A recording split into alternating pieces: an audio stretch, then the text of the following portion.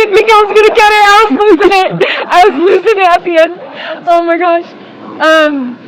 So the women's start, everybody started together. It was really cool. You were able to know where all of the competitors were because instead of being lost in the shuffle. Started super hard on Keevens, but I felt really good. And at the top of Keevens, we had a small group of maybe 10 or so. And then by the bottom of Power Line, it had reduced to 3 of us, just me, Sophia, and Michaela. And the 3 of us strolled to Columbine.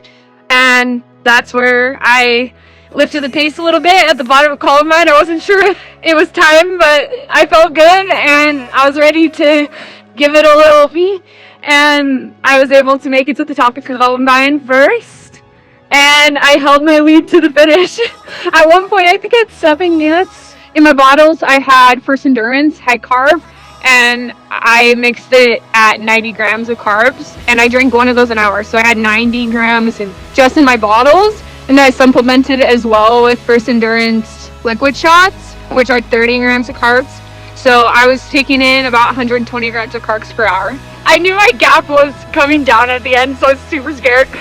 But I held it together, and by held it together, I mean I completely lost it at the end. Like, oh my gosh.